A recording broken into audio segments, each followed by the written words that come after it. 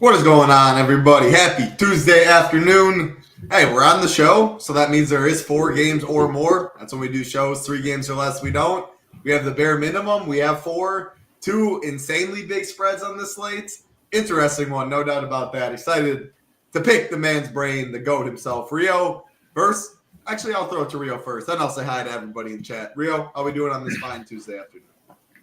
Yeah, I'm doing good. I've got a ton of games tomorrow, so preparing for that. But, man, it's been a weird last week or two. You have all these random guys going off for 40, 50-point games that nobody's playing. You got coaches lying straight out of their mouths about dialing guys back minutes. Quentin Grimes played 40 minutes last night after Nick Nurse said he was going to start monitoring his minutes. Just weird time of NBA. I feel like April NBA is starting a little bit sooner this year. Yeah, so I guess right on that, do you dial back your volume at all? I mean, everyone plays the same game. Everyone has the same information, etc. But do you think there's just more variance and you taking a step back a little bit? Do you, again, everyone has the same playing field. I'm better than the rest. I've had a good year. Bankroll's fine. I'm going to keep pushing the same. Is it slate dependent? Any thoughts on that?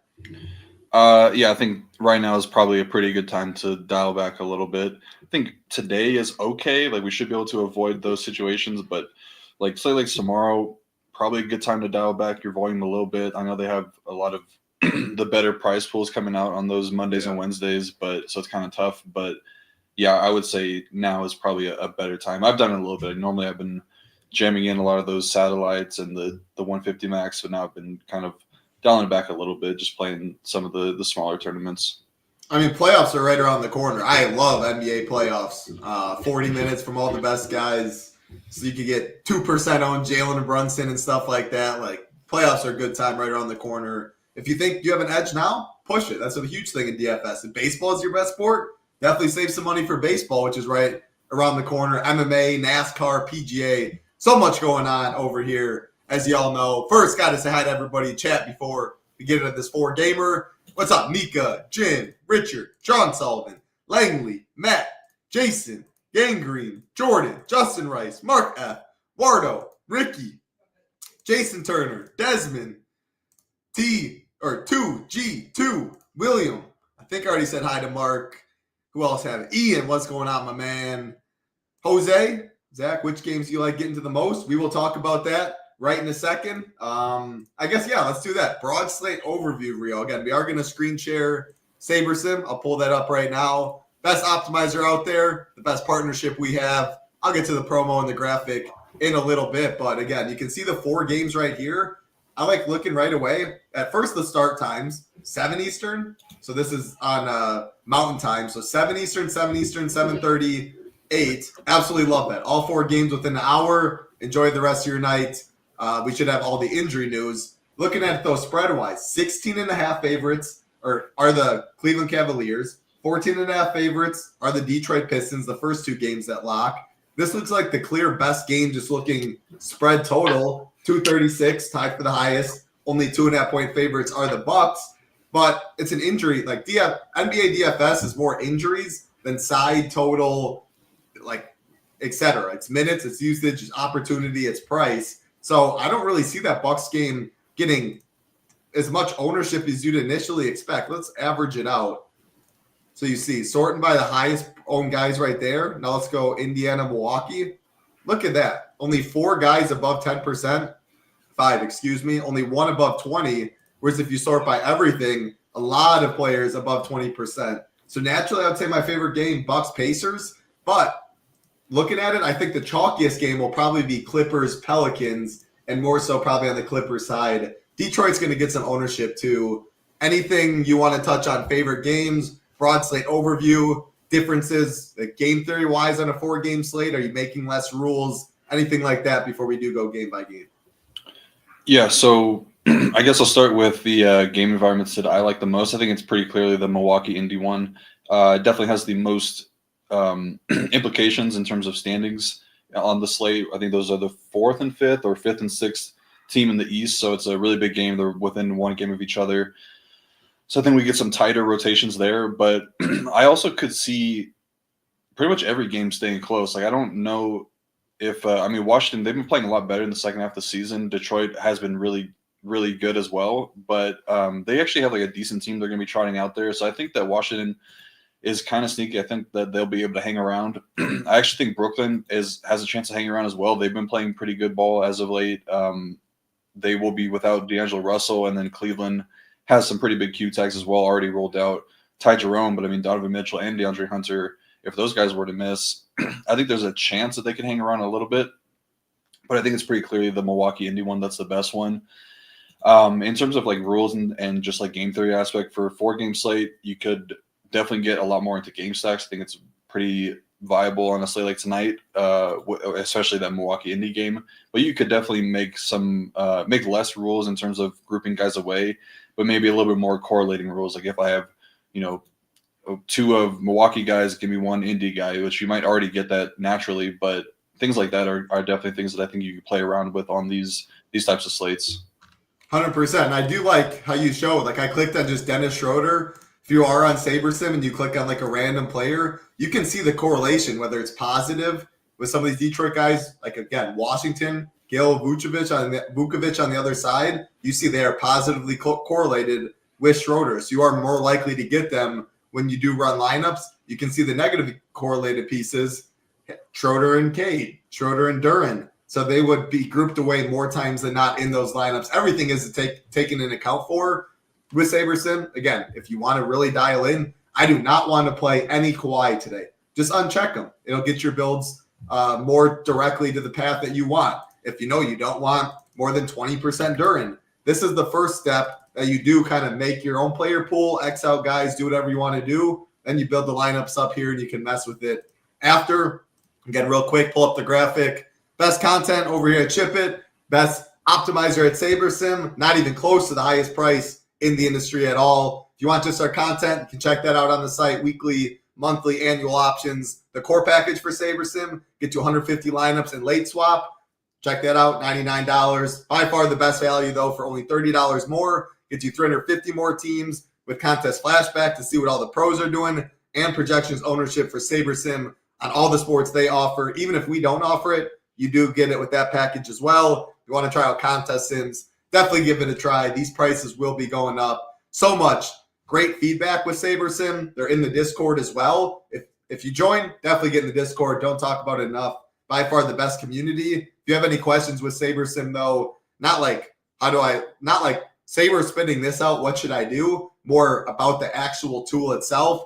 We do have a SaberSim portion in Discord. A lot of help with the SaberSim guys have been giving us. I'll just pull this up real quick. Talk about best content, best optimizer, not even close to the most expensive. This graphic says it all. You can see up top different sites around the industry. Some charge per sports, most charge per sport, and you can see some per sports are more than what we charge for all sports and an optimizer. You guys are the consumer. Do what you want.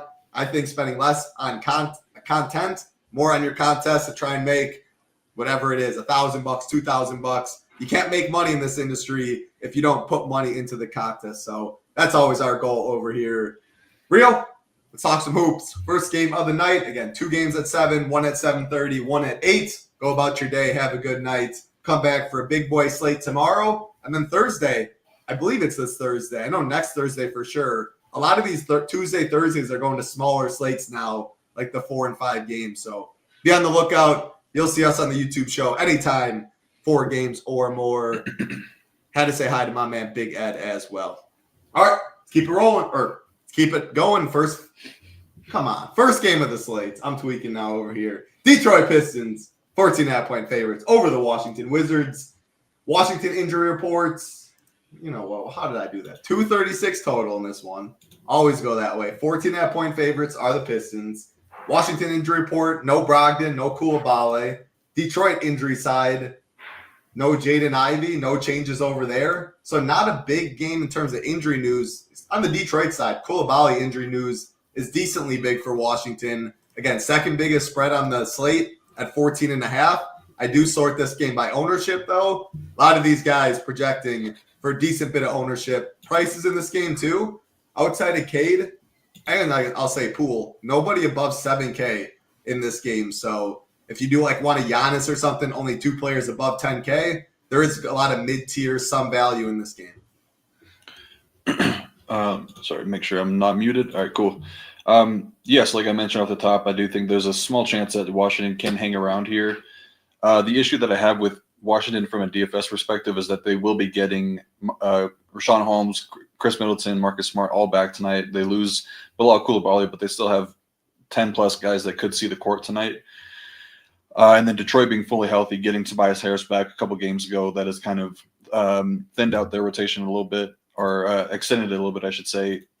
But yeah, Detroit just playing really good basketball right now, one of the better defenses in the league. And Washington actually been playing pretty good. They're actually top 9 in defensive rating post All-Star break. Been able to hang around in a lot of these games. Still a pretty big rim funnel, still allowing a ton of transition points, and going to be without their best defender in Bilal Coulibaly. I think that Detroit should have no issues putting up a pretty big number here tonight. Detroit, not really a ton to talk about for them defensively. I think that the areas you want to attack them is probably with off-ball three-point shooters. Their three-point defense has been slightly below average this season. Pick-and-roll defense, kind of the same thing, but they've been a lot better as they've been getting Asar Thompson more minutes. So, yeah, I think that the Washington side, I don't really have a ton of interest in. I don't mind Keyshawn George at 5.8K because he's shown one of the better minute ceilings, and he's been decent from a fantasy perspective, been around 30 DraftKings points in 4 of his last 6 games. But just adding Middleton into the mix, adding Marcus Smart back in the mix, going to take away from a lot of these guys. I think Jordan Poole doesn't really have that easy of a matchup, and he's quite expensive at 7.5K. Same thing for Middleton. He's expensive at 6K. Alex Sarr on a back-to-back after he just played 30 minutes, probably more of a stay away. I think the rim defense for Detroit is really good as well, so I don't love the spot for him either way. Maybe if you want to get into like a Justin Champagnie, I think there might be one guy on Washington that puts up a usable fantasy score. It's probably going to be one of these secondary guys like the Keyshawn George, Justin Champagnie, Corey Kispert range. But yeah, no Bilal Coulibaly. I think it's going to open up minutes either for him or Bud Carrington. I think Champagnie makes a little bit more sense in this matchup in particular. And if he starts, then I think that he's a fairly confident DFS play, 4.7K. He's been, pretty solid when he's given the minutes. So I wouldn't mind him, but not a ton of interest in Washington. On Detroit, definitely going to have interest in this side, starting with Cade at 10.2K. Really good matchup for him with no Coulibaly tonight. The Wizards' pick-and-roll defense has been really good this season, but I would expect it to get a lot worse tonight. The only issue is that Cade has not shown a ton of upside lately, hasn't topped 5x his salary, or he's only topped 5x his salary once in the last 6 games. But I think this is a pretty good spot for him to get back on track. Jalen Duren, though, I think he's probably my favorite play on the entire slate. This is a really, really good spot for him, and he's been playing really good. Wizards a bottom 3 rim defense, bottom 4 rebounding team in the second half of the season. Duren's been playing really good, averaging or right around 40 DK points in 4 of his last 5 games, being right around 30 minutes in each of those games. Wizards are still dead last in DVP versus centers, allowing the most points and the second most rebounds to the position. So, yeah, Jalen Duren, a guy I'm going to have a pretty heavy overweight stance on tonight. Just really, really think he gets it done in a big way. Tobias Harris returned in full in his last 2 games, was only out with a personal thing, so it wasn't an injury, but played 36 and 37 minutes in his last 2 games. Top 34 DraftKings points in both of those games. I think that's going to be a very usable fantasy score on this small of a slate. He's a very safe value and has decent upside at his price. The Asar Thompson, Beasley, Schroeder range, I guess you could toss Tim Hardaway Jr. in there. Yeah, I don't know. You could play it aggressively and be max 1 of those guys. I'd probably be okay being max 2. I have to look at the rotations really quick because I've seen that Asar had his minutes cut in each of the last 2 games. I don't know if that's due to the return of Tobias Harris. I know that he got into foul trouble in one of those games. But it seems like Dennis Schroeder is the guy that's kind of been eating into those minutes a little bit. He's played 24 or more minutes in each of the last 3 games. Asar's been in like the mid to low teens. And then Malik Beasley, his role is largely unchanged. You're kind of just hoping for a hot shooting night, which he definitely can do. One of the better 3-point shooters in the league. Wizards have been okay at limiting 3-point shooters, so it's not a great spot for him. But I always have interest in Beasley in this low 5K range. I'm not playing Tim Hardaway Jr. And then Isaiah Stewart, max 1 of him and Duren. I think you're kind of hoping for foul trouble if you play Isaiah Stewart, or he's just kind of the best of a bad bunch in that low 3K range. So he'd be okay because we know that we're going to be getting 16 to 18 minutes from him regardless. And it's a good matchup, just like I mentioned with Duren. Equally as good of a matchup for Isaiah Stewart, just a lot less minutes for him. couple things. First, yeah, I mean, it's just like Isaiah Stewart's hitting some optimal builds. I guess obviously, like he's 3.2K only. It allows you if you do want a Cade, if you do want a Giannis, if you want multiple spend ups that way. It also shows like the value isn't great on the slate. We'll get to a couple others there. It was really interesting. Like if Isaiah Stewart gets up to 22%, Rio, like what do you think about that? Is that fine on this 4-gamer just because of what it gets you? And like you said, Duran looks strong too. The max one, I do like you feel good about that rule. I did add that. I think plenty will play both of them together just because Duran doesn't break the bank, projects well, Stewart as value, and they'll go from there. But I guess, yeah, Stewart at 22%, what would you do there if you knew that's what he came in at? I mean, I would probably end up underweight just because I think that I'm probably going to have like 50% Duran tonight. Okay.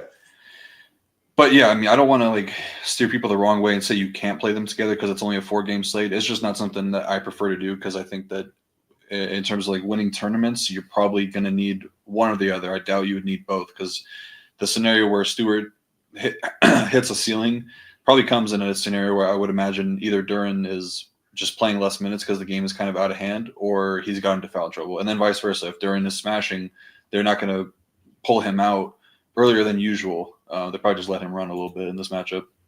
Yeah, that makes sense. I definitely like Tobias. I always like him more on smaller slates when you don't absolutely need that 99% outcome, but his floor ceiling combo, like you said, looks good with the minutes. What is going on with Cade? Like the usage, most games still feels kind of like what it was in the beginning of the year. Is there maybe it's down a little bit, but some of these games he's still in the upper 30s. What's going on? Because I mean, I always love a Giannis in a competitive game right here. Only 2 guys above 10K. It's probably more of a comparison. Cade against James Harden, both point guard, 300 less. But still, you play Cade, it's a lot harder to get a Giannis, and I do prefer Giannis. So anything Cade versus Harden, Giannis in that range. What's been going on with the upside lately? No, I mean, yeah, Wardo said it. When you look at the turnovers, he had 8, 9, 5, 6, 5 over his last 5 games. I mean, that's definitely going to hurt you. But I don't know. He just hasn't hit. He's not getting those multipliers, the double-double or triple-double multipliers lately. Still scoring the ball pretty well. I don't know. He just seems like a little bit less aggressive getting the rebounds and the assist stuff. But yeah, like you said, it is an argument between him or Harden tonight. I won't really like show my hand too much, but I think Harden is probably a better option tonight, just given the game environment and matchup. But yeah, that I don't really know. I mean, it definitely is a little bit worrisome from a fantasy perspective to see just how like limited the ceiling has been for Cade lately. I don't know if that's due to like he's sharing the court a little bit more with Dennis Schroeder as well. Like Schroeder is kind of the same position, so you're kind of competing for stats with him, or if it's just that point of the season. Yeah, that makes sense. All right, let's keep it rolling. Good breakdown right there. Let's move to the next game on the slate. Second that locks at 7 p.m. Eastern. Biggest favorites on the slate, the Cleveland Cavaliers, 16.5 over the Brooklyn Nets. 227 total in this game.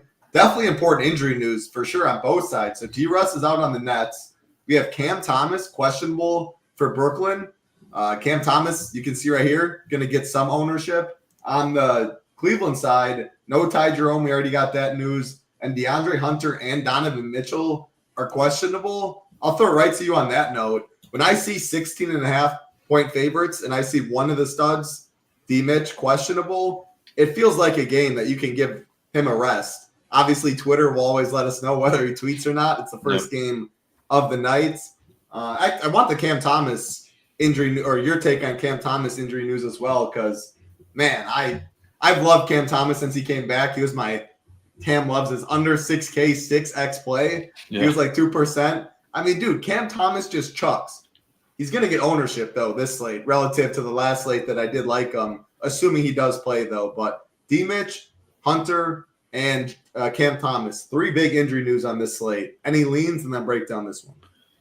So Cam is off the injury report. He's good to go tonight. Yeah. Okay. It was a hamstring, so that was recent. Okay. My bad. Yeah, that's the he had that held him out for like 2 months, but it was the back-to-back thing. I think they knew that D'Lo was playing yesterday and sitting today, and vice versa for Cam. I should have looked at Saberson. They were more updated than I was looking at. Yep. All right. Sorry. Keep it going. Yeah. So he'll be good to go.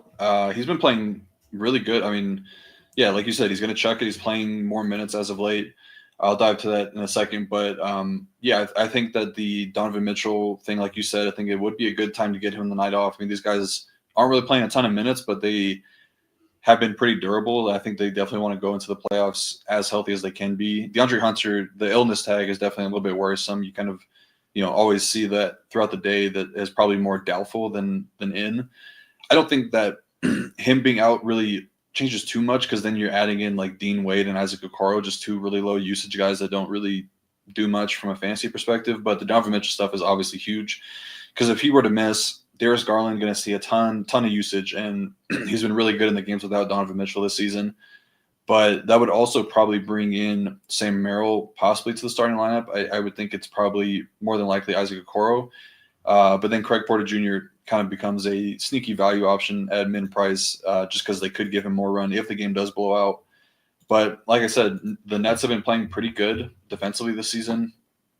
One of the best on-ball defense in the league. I believe they're first in pick-and-roll defense this season. This is a back-to-back. They might be ruling some guys out later in the day. Actually, let me double-check because I want to see. Okay, so yeah, they're actually good to go because Watford and Clowney were the two guys that I would kind of think that they might give them the night off, but they're off the injury report.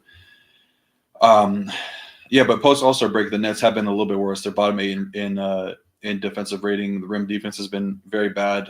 Bottom 6 over that stretch. They're also bottom 5 in transition defense. Cleveland, there's not really too much to talk about from the defensive side. I actually think if you lose DeAndre Hunter, you're not really losing too much because they have like Dean Wade and Isaac Okoro are very good defenders, so they'll be okay there. But yeah, like you said, Cam Thomas, I think this is a good price tag. I think it's an okay matchup for him. 6.2K point guard, small forward eligible, which is really good. But yeah, so he's played 3 games this month. Team high 34% usage rate. Also has a really solid 33% assist percentage, averaging just 32 DK points per game, 21 points per game. But he's going to step right back into a big role with D'Lo out tonight. We might see him get up to 30 minutes. He's played 26 and then got up to 29 in his most recent game. And if he does get to 30, I think that he can just break the slate regardless of matchup because he's going to get his shots up regardless. It's just a matter of whether or not they're falling. I don't like Cam Johnson tonight. The Cavs have done a really good job taking away 3-point shooters. His usage and per minute production takes a pretty big dip while sharing the court with Cam Thomas. So off of Cam Johnson, I think Claxton is okay at 5.4K. That's a good price. It is a back-to-back, like I mentioned, not a good matchup. But the offensive rating for the Cavs or for the Nets is better with Cam Thomas on the court, and Claxton does see a slight increase in per minute production. He's just cheap. That's the main thing. Like I don't really think that the matchup is very good. Nothing you really want to attack, but that's a really, really good price tag for Claxton. And then kind of dropping down, like I don't think I have too much interest in anybody on the Nets outside of Zaire Williams. He actually does see a slight increase in usage and per minute production with Cam Thomas on the court, averaging 0.84 fantasy points per minute, which at a 4.4K price tag on this type of slate is okay. If you're getting 32 minutes from him, that could be a pretty usable score from a guy that's 4.4K. On the Cavs side, it's really you just got to wait to see what the Donovan Mitchell stuff brings because if he's out, I mentioned some of those guys I would be interested in: Sam Merrill, Craig Porter Jr., and then obviously Darius Garland. But it is a really good matchup. So you're kind of paying a premium slightly for Darius Garland in what I would say is probably the worst matchup for guards. So I kind of lean the bigs, Evan Mobley and Jared Allen. But Jared Allen, I think, is probably the best option just because he's only 6.1K. The rim defense and rebounding has not been good for the Nets lately. So you're paying a lot less for Jared Allen at 6.1K versus 8.3 for Mobley. So he'd probably be my top option on Cleveland tonight. Garland, would he be top 3 highest on the slate, top 2 highest on the slate if D Mitch is out? And if so, like 50-something%? Maybe not 50, but I could definitely see against like the 30 to 40 range. And that ownership, I think it's kind of, I don't know, I'd probably recommend being slightly underweight just because the matchup is not very good. And he's averaging, sorry, I had this pulled up. He's averaging 44 DraftKings points without Donovan Mitchell this season. But a lot of that was against Toronto earlier this year where he put up 60. He put up 51 against Charlotte. I would say those are 2 pretty soft matchups. And then he played Detroit, which was a lot harder, only put up 38, and then 28 against Portland. So it's kind of weighted pretty highly by those two ceiling outcomes where I think that the Nets could probably do a good job of limiting him. So you almost want him out. I think he'd probably be the highest on this, or top 2, like maybe 2, maybe 3, but 7.1K, it would fit all that mid-tier builds without him. So yeah, Wardo doesn't like him much either. You almost want him in my opinion. Then you can go Allen, you can still go the Mobley, like Craig Porter. I always love playing. If Sam Merrill started, absolutely, I'd fire it up. Huge news in this one, and DeAndre Hunter too. That's a good amount of minutes that would have to go around. Has not DFS wise, has Dean Wade always been this elite of a defender? Yeah, I mean, it could be scheme, but he's been really good like the last 2 seasons for Cleveland, especially this season. He's been really good. Yeah, like college wise though, or like, yeah, do you know, like, has he been known as just a like a lockdown defender, or is this just like you said, like this year, last year, just something like playing with Jarrett Allen, playing with Mobley, long guys that way helps. Obviously, you still have to stay in front of your guy, but has he always been that guy? I mean, I don't know from college because I don't really pay too much attention to college. I feel like I definitely should, but I think he's kind of always been looked at like it's. Like 3 years ago, he wasn't like, you're kind of like, oh, it's like Dean Wade, like let's attack Dean Wade, and then you kind of realize like, okay, he's actually pretty good. And in the last 2 years, he's definitely getting that respect. Yeah, no, I mean, I've watched some Cavs game. I'm definitely impressed. It's just you used to say it, or in the beginning of the year, and I just never associated Dean Wade with being a good defender. And then every time I watch, I'm like, yeah, he stays in front of his guy, he makes him work, doesn't foul much, so. I like it. All right, 2 games left on the slate. This one, the biggest total, or tied for the biggest total, and the smallest spread. The Bucks 2.5-point favorites over the Indiana Pacers. 236 total in this one. Injuries on the Pacers side. No Isaiah Jackson. Tyrese and TJ McConnell are questionable. For the Bucks side, Pat Con is questionable. No important news on the Bucks side. Man, a rematch from the first round of the playoffs last year. Pacers got the better of it. There was no Giannis. Dame was banged up as well. Tyrese grew up in Milwaukee. He's playing at home. But, I mean, Tyrese is starting to play good basketball regardless of any narrative you want to say. Price tag is solid as well. Do you have a lean on these Q tags? I see hip, I see ankle, and I see a very competitive game. So I just naturally assume they're playing. But maybe I'm wrong. Dive into this one. Giannis, the top spend in my opinion. Then what are we doing from there? Yeah, it feels like these guys are probably going to be playing tonight. I would imagine that TJ is probably more on like the 50-50 side of things, whereas Halliburton, I would say closer to playing. You would think that the spread would be a little bit wider if either one, or if Halliburton were to be out. So I kind of expect him to be in. Been out for a few days, whereas TJ, rolled up his ankle in like the first possession of the game a couple games ago. Did a 10 shooter, or he was warming up, I think, and they got kind of ruled out closer to the game locking. But I mean, this is a huge game, so I think you're going to want your team at full strength tonight. So it made sense to hold them out last night and then play them tonight. All these guys kind of got rested though. Carlisle pulled all the starters like in the halfway through the third quarter. So yeah, I would expect them all to play. But yeah, huge game for both teams. So yeah, Milwaukee is 4th in the West right now. India is 5th. Detroit is also 6th, right behind them. So there's a chance the East. He means the East. Sorry, the East, yeah. You're good. Everyone knew, but some people, if they commented, it's like, yes, you know. Yeah, or they're going to give him some hate for the little slip up. Yeah, so they're neck and neck in the East right now. So huge game for both teams. Defensively, the Bucks have been playing really good in the second half. They're 3rd in defensive rating. Pacers are bottom half of the league right now. They're like 16th. But Indy's been allowing a ton of rim scoring. They're the best 3-point defense in the league, while the Bucks continue to be a team that you want to attack with guards or pick and roll defense. Bottom 6 in the league. Pacers are also a bottom 3 rebounding team in the second half. So yeah, I think that the Milwaukee side is kind of straightforward. I think it's pretty much just Giannis or bust. He's been really good in pretty much every matchup over the last 2 seasons against Indy, averaging over 70 DraftKings points per game. Just loves the matchup, and it's pretty obvious reason why the Pacers really struggle with their rim protection over the last 2 seasons. That's been a pretty I think that's trended over the last couple of years since they've had Miles Turner there. So yeah, Giannis, I agree with you. Best spin up on the slate. I think I probably would have him in all my single entries I'd be playing tonight, and then just building around him. I don't think Dame is in a very good spot here. I just think that like the Nesmith-Nembhard duo has really given him a lot of fits, and the numbers kind of backed it up. He's a guy I'm only going to be playing in GPPs, like the large field 150 max stuff, because he's only averaging 19.6 points per game, 4.8 rebounds, 6.8 assists, and just 38 DraftKings points per game.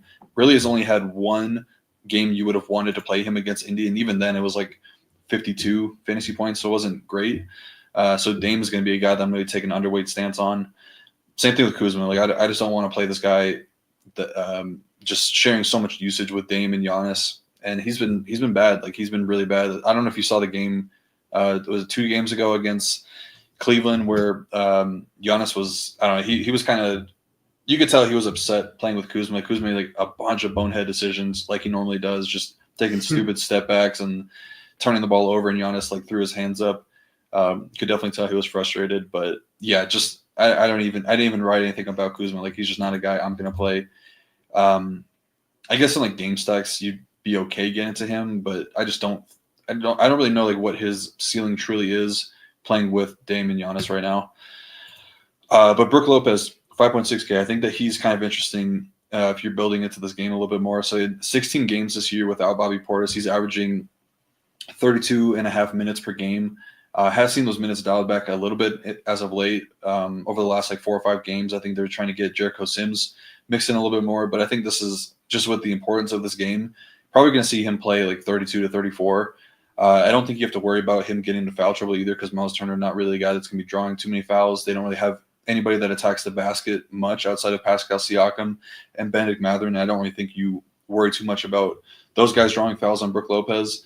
But yeah, he has shown ceiling a couple times against Indy the last few years, put up 38 twice in 7 matchups. So I think that Brook Lopez at low ownership in a game environment that we really like is kind of interesting. I'd be okay if I have like Giannis and Brook Lopez and then a couple of these Indy guys that we're about to talk about. But I don't think that like the Prince, Gary Trent, Porter Jr., I don't think that you really need those guys tonight. Maybe Gary Trent will be the guy just because he's shown a little bit more ceiling. Taurean Prince has shown a lot more minute ceiling, but he just stands in the corner, doesn't really do much.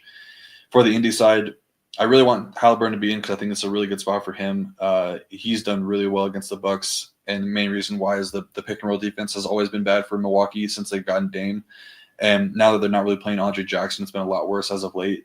They're bottom 8 in DVP versus point guards this season. Halliburton has been really good prior to the injury. Top 47 DraftKings points in each of his last 7 games. And in this matchup specifically, he's done very well, averaging 50 DK points over the last 2 seasons versus Milwaukee with multiple 56-plus DK point outings. So, yeah, Halliburton, I want him to be in because I'm definitely going to try to get that pairing with Giannis, Brook Lopez, and Halliburton. I think that's a pretty smart way to play this game. No thank you on Siakam, 8.2K, expensive, terrible matchup for him. He's done poor against Milwaukee. They just have a really good rim defense, so not really a spot where I want to play Siakam. Against everybody. Yeah. You couldn't even get it done against Chicago, who has the worst rim defense in the league. So yeah, I probably won't get to any Siakam personally. I'll sprinkle in some Miles Turner just because the ownership looks pretty good on him in the single digits. There's a lot of foul trouble because Giannis is going to be attacking the basket all game. He's gotten into foul trouble a couple times against Milwaukee. I checked the numbers, but in the games that he does not get into foul trouble, he's done pretty good, averaging 35 DK points per game over the last 2 seasons. 52 fantasy points is the ceiling for him against Milwaukee.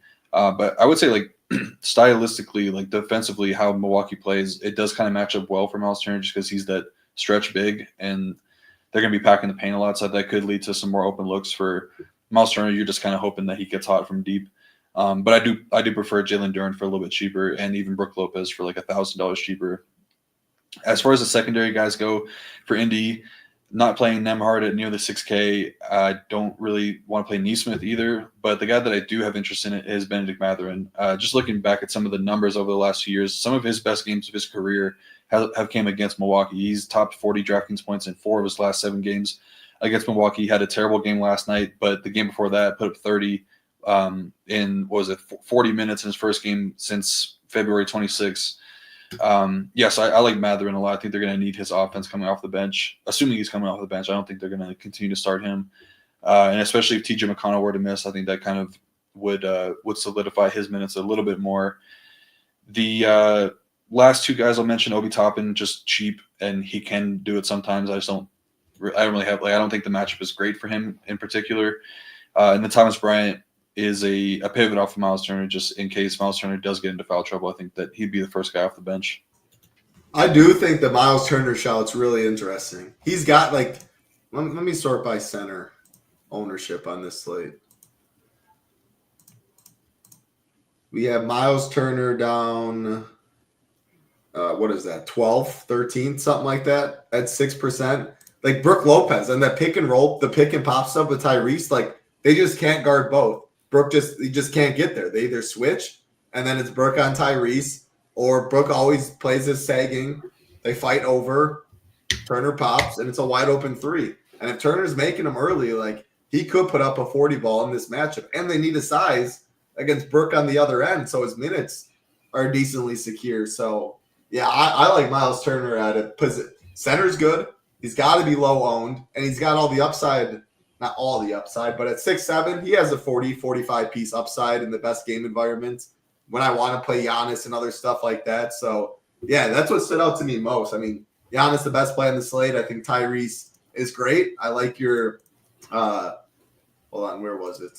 Your Benedict call. I think at that ownership, very solid, athletic guy. What, Kuz? You think Kuz is on him?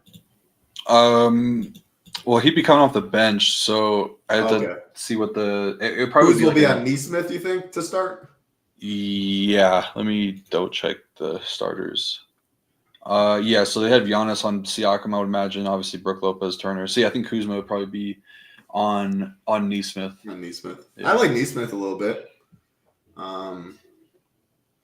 Yeah, the Toppins of the world. Like the thing is, value could only get better if D. Mitch misses, if Hunter misses, etc. Where these guys, these fringe plays, even become worse plays. So I doubt we get there much. But yeah, I like Turner. You mentioned Benedict, Tyrese, and I like myself a little Neesmith as well. Buckside, I like your strong stances. You said pretty much nobody except Giannis, Brook. Like if Trent made a couple builds, you said fine, so I left him in. But I said I want to get a little Brook. Giannis, I want at least 40%. I think he's by far the best spend on the slate. If you got a little Torian Prince, you said fine as well. So, yeah, good game to target. But again, it's the NBA DFS is a lot about opportunities, minutes, usage, etc. There's a lot more injuries and other stuff going on in the other games, which is why you don't see ownership too crazy in that game. But definitely like some pieces. You see, Jim, he said he didn't like Nemhard at that price tag. Do you think we can get two studs? I haven't built yet, but that's kind of my plan. Like I want. It depends what you think. Like I was gonna say, if it's Giannis and Cade, like it's a little more difficult. Yeah. If it's Cade, if it's no Giannis and any two other players, 100%. Giannis, Halliburton, you can get that. The two most expensive. I don't know how many Cade Giannis teams I'd have right now. That's any thoughts though? I'm just locking some guys in really quick to see if you can, like, what those builds look like. I assume you I mean, again, like if D. Mitch is out too and Porter becomes in play and Sam Merrill becomes in play, like you will be able to make that work. Let's see if I lock those two, Giannis and Cade. Yeah, I mean, I think you can get it done. Yeah, you'll be on a lot more similar builds than some people. It's not my favorite way to go about it. Yeah, you gotta fade one of those mid-tier guys because, like, for me, I kind of want to start my lineups with Giannis, Halliburton, and Duren. Like, I think those are three guys that I really want, and then you're kind of left with some of these 3K guys that you don't love. Like, you have to play Isaiah Stewart with him. Yeah. So we'll get to Carlo right here. We're gonna talk about this last game, but he'll be a popular value. The thing is, when you do go that route, again, you lead to more of the similar builds. Injury news and stuff opens up, like D-Mitch. Yeah, it'll be a lot easier to do that for sure. Halliburton, Giannis, very easy to do. All right, last game of the slate, Rio. Good work as always. 7-point favorites are the Los Angeles Clippers taking on the New Orleans Pelicans. 222 total in this game. Injuries on the Clippers side, no Norm Powell, no Ben Simmons. On the New Orleans Pelicans side, no Kelly Olynyk, and that is it for that side. So I'm seeing, we talked about like some chalk. Carlo Makovic. Yeah, you shook your head. That is one of the few names this whole year that I've got right. Someone chirped me on Rio-Turner, by the way. I saw that. Rio-Turner. There you go. And rightfully so. I thought he right away, and I was like, I do know how to say that name.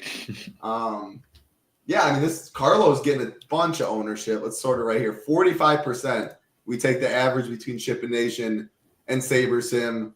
I will say, when I see Kawhi's been one of those Siakams for me, man. Like, the dude just he just can't get there. So when I'm seeing this much ownership, and again, the price tag's fine. I don't like it much on this slate at all. I think there's a plethora of other better guys there.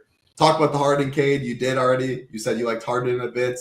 But, like, Zubac looks strong. Another reason why I like Turner a bit. Zubac will be, as you see, a good bit higher owned at that center position. I think Chris Dunn's interesting. Let's sort by value. You can see almost all Clippers besides Carlo, you will get lower ownership on the Pel side. Fully healthy team. Prices are definitely where they should be. Can we get a little low-owned Zion, Trey Murphy? You have any interest there? Yeah, I think Zion for sure would be the guy. I guess I'll just like flip over to Clipper stuff really quickly because I'm in agreement with you. Like, I think that Kawhi is probably a guy I want to be underweight on. His price just shot up really quickly. I mean, I feel like a week or two ago he was in like the upper 6K range. Now he's up to 8.1K.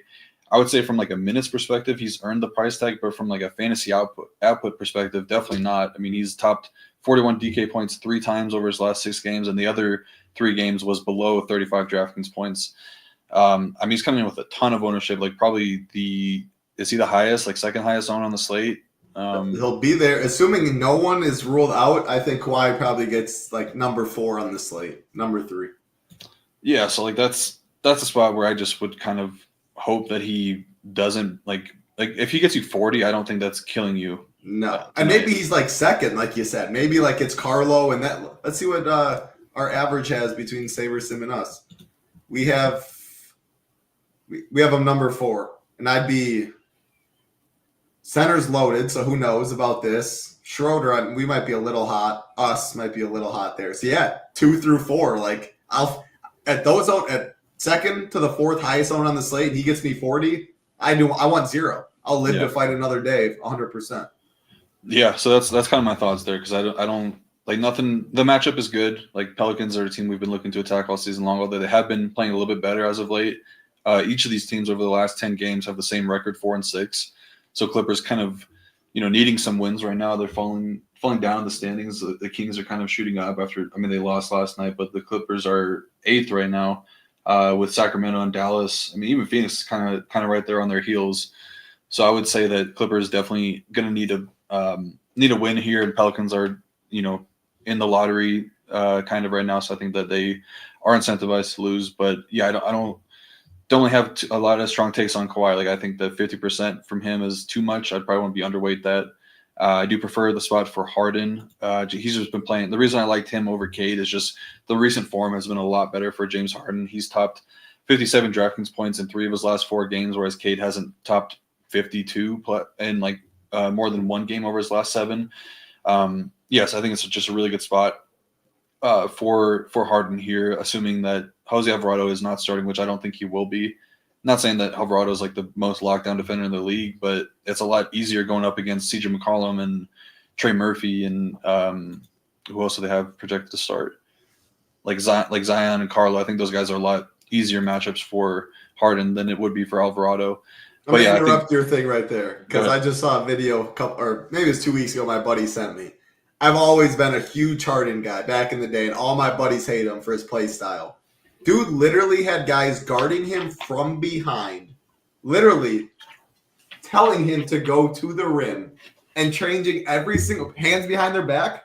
Dudes were literally guarding him, hands behind the back, face there, so they wouldn't foul. Yep. Has anybody been more changed the game offensively than Harden? I mean, travel, step back, all that stuff, but his ability to get to Shea, look at all of his, like, that's all Harden. Harden has changed the NBA, not for good or bad, but has anyone else made defenders play with their hands behind the back or literally guard them from the back? Dudes were doing everything in the world in prime Harden Rockets year.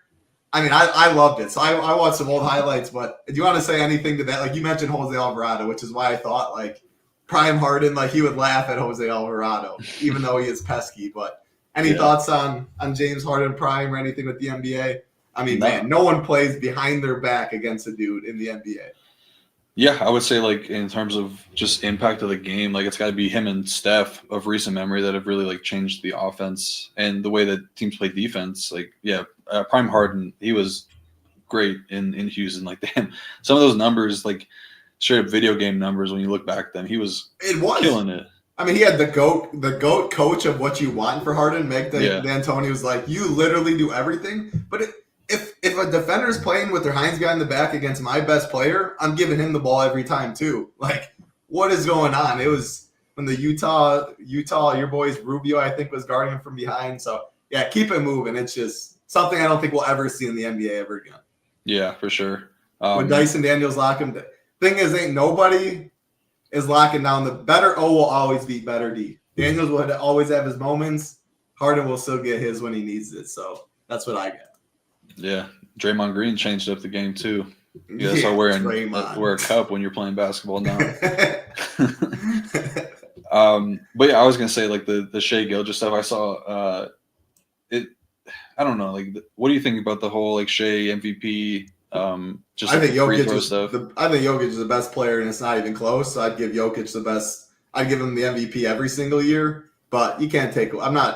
Ain't never gonna take away from what Shai's doing. But if you're saying who's the MVP, I'm putting Jokic's name the past 5, and I'm probably gonna keep going until he shows me something different.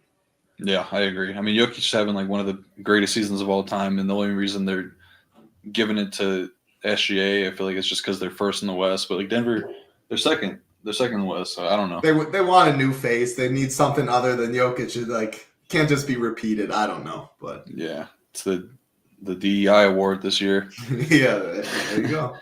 All right, so getting back on track. So I think Harden, really good option. I like him better than Cade. The center position is loaded tonight, so I do think Zubac, great option. The matchup's been great. He's in good form as well. Double doubles in 4 straight games.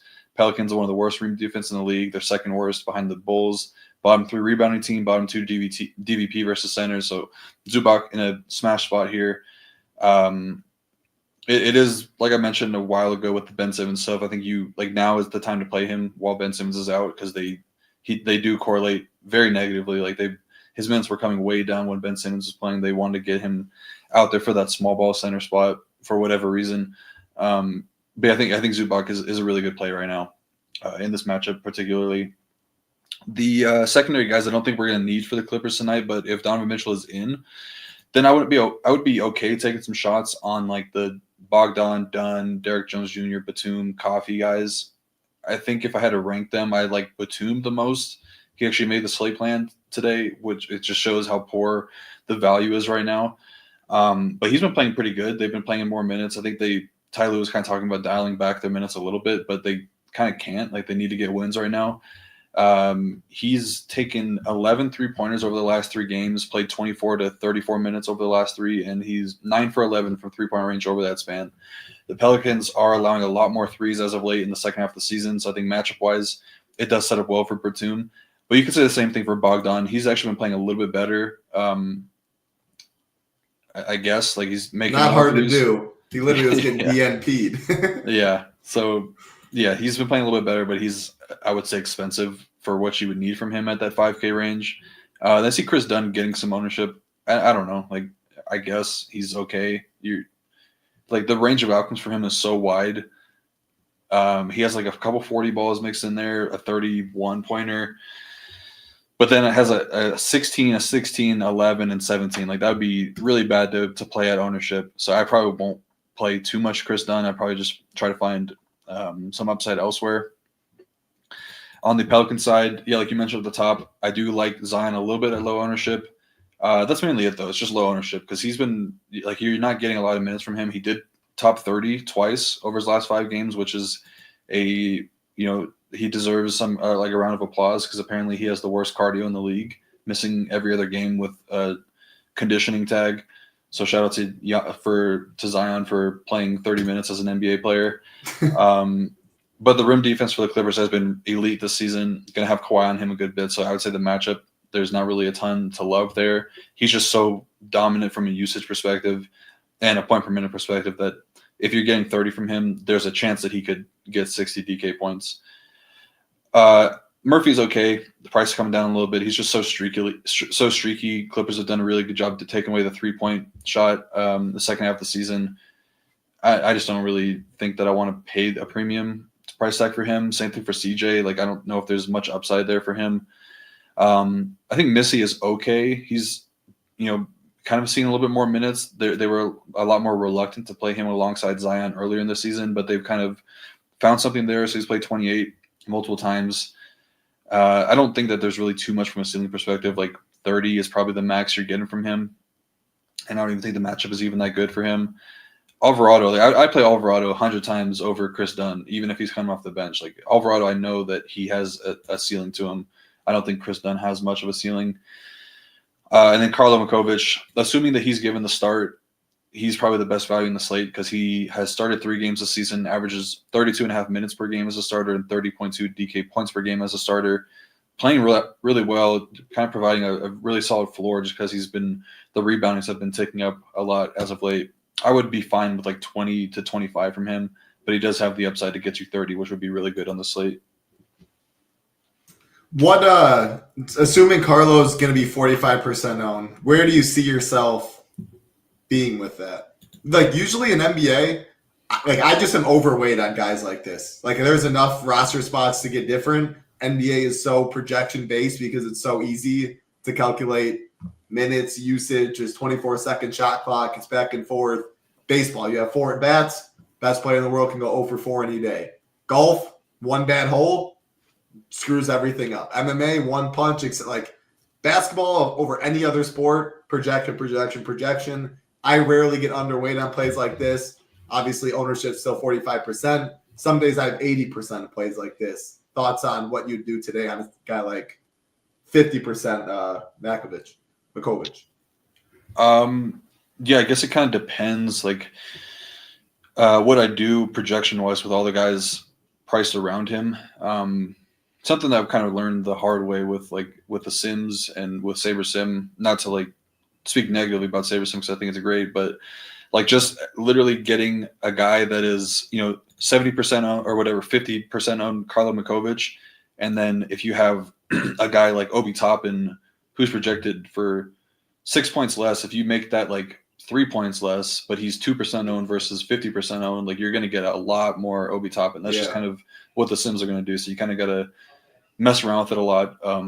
But I would say, if anything, like I wouldn't be underweight on a guy like Makovic. I'd probably be field or overweight like you. Yeah, that makes sense. And that's a good point. And it makes sense, like when you think about it, like Obi Toppin at 3% with only 3 points projected less than a guy at 50%. Like how many more times does Obi get, like when Obi gets there, which 3 points isn't a ton, he's going to be on the you're going to have a chance at first way more than you will with the 50% owned guys. So that makes sense. But know what SaberSim is doing. Know it might be a little overreaction. And again, you're building a portfolio. You're trying to diversify enough where you still make stands what you want. But the more lineups I play, I still want SaberSim to kind of do its job. I still want low-owned plays. And even if I don't love a certain guy, maybe he fits well in a game script, like the Brook Lopez stuff you were talking, or Miles Turner. Maybe I'm more likely to do that when I'm playing Giannis and Tyrese and little stuff like that. And again, they have the correlation, all of that behind the scenes. It's just so good.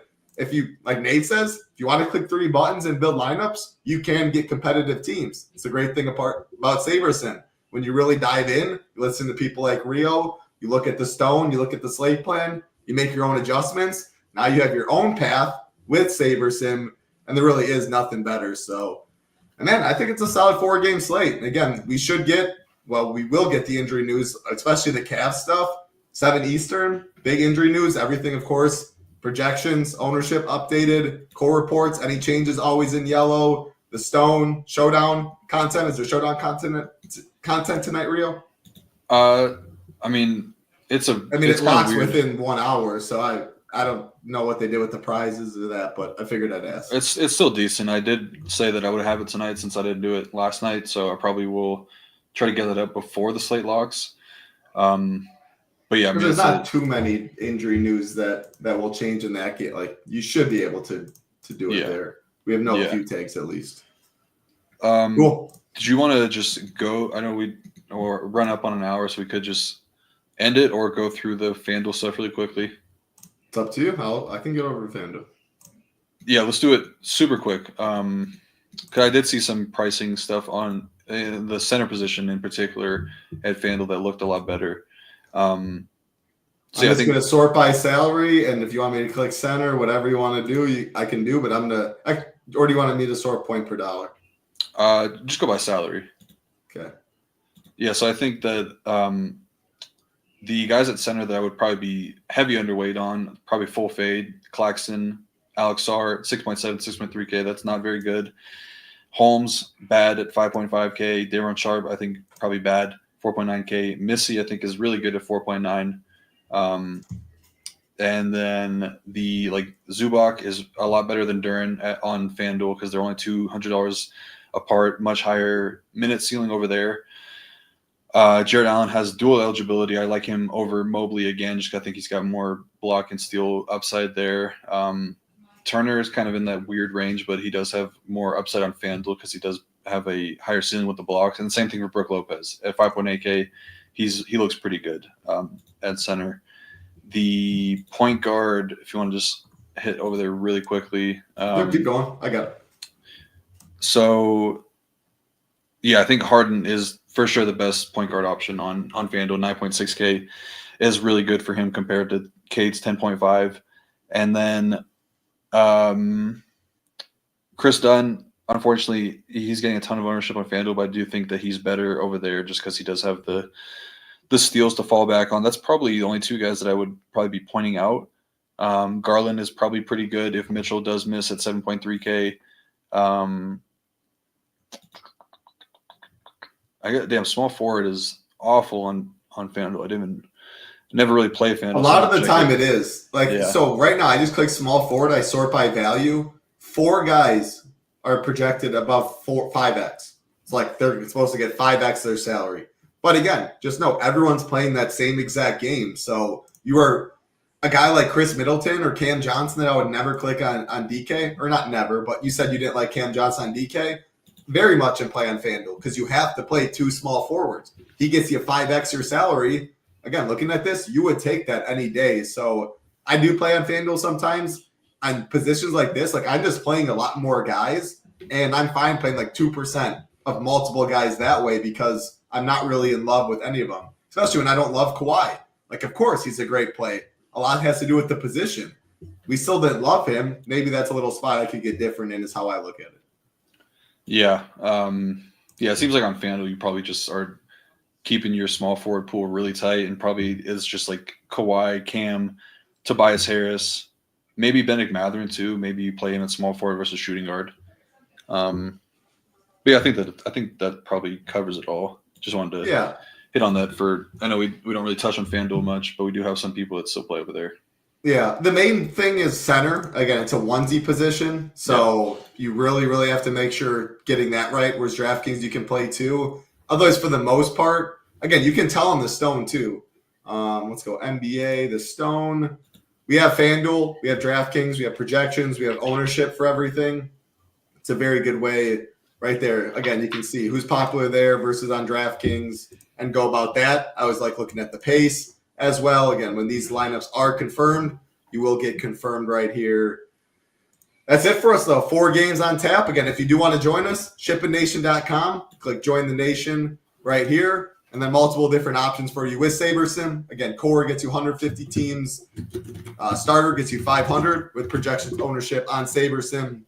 And the contest flashback. Ultimate gets you the Sims. Weekly, monthly, annual deals right here. As you can see from the graphic. Best deal is Starter, usually $139. Now $129. Prices will go up. If you just want content, you can check it out weekly, monthly, annual. Again, monthly, annual packages, everything but weekly does get you in the Discord. Definitely check it out. The best community in the business. Rio, I was going to say final thoughts. You've given so many. I'm going to let you get us on out here and say bye to the people. I will click the button for you. I was just catching up on Chad to see we're talking about Jokic's defense now, so it's probably a good time to sign off. But yeah, we'll be back tomorrow with a big slate. I don't even know how big it is. I believe it's might be 10 games. It's big. Oh, it's a 7-gamer. It's not too bad. It's only 30-minute lock window, so that'll be a hectic slate. Yeah. So I'll get us on out of here then. Hopefully everybody has a good day, and as you like to say, stay safe. Peace. Peace.